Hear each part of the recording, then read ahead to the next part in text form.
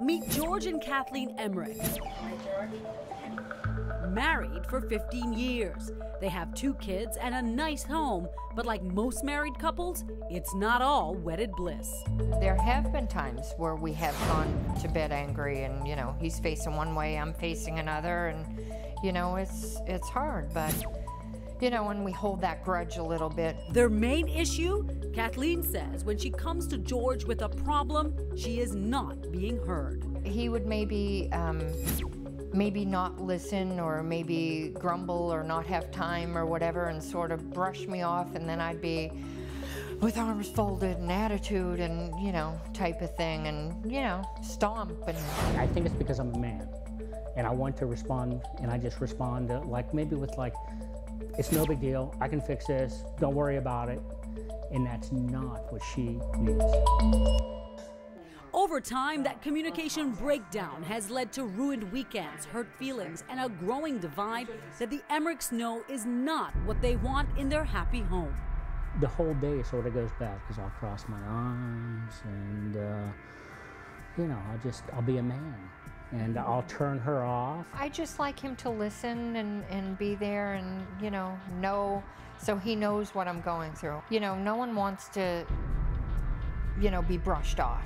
You know, you want to make sure that someone understands you and they're empathetic. Help us, Dr. Jackie. Invalidation occurs when you refuse to accept the thoughts or feelings of another person. What you must always remember is validation is about feelings, not facts. Now, here are the effects of invalidation. It makes your partner feel misunderstood and undervalued. It won't be long before they're feeling resentment and bitterness. Here are some of the outcomes. Your partner that's affected by invalidation might want to lash back and do the same thing to you, or they might just look for validation elsewhere. And we have these cups anyway, so it's perfect. Yeah. After a few sessions with Dr. Jackie, George says he is learning what it takes to make Kathleen feel validated. She wants her feelings to be validated, that they're real feelings, and that, you know, I need to show some compassion and say, yeah, I understand. Now, I can't always fix things, but I can be there for her, and that's where I really run afoul. George needs to listen. He needs to hear and empathize.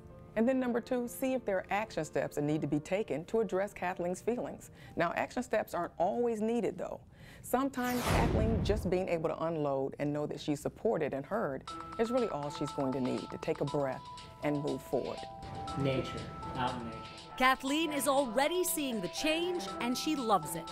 I had a situation today, and I had an issue at work, and it upset me. When I came home from lunch, and George right away spoke to me softly about it, you know, you need to let it go, and he just calmed me right down, and, you know, he was great. He handled it great.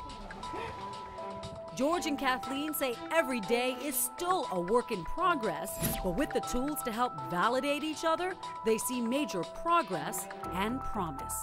I want to see us get closer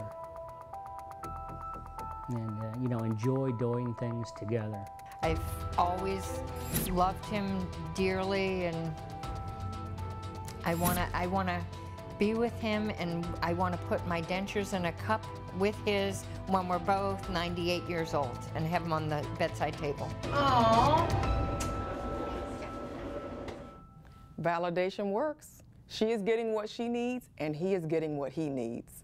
Kathleen is being heard and understood, and George feels as though he's done his work of fixing things. She has her sense of security, and he feels needed.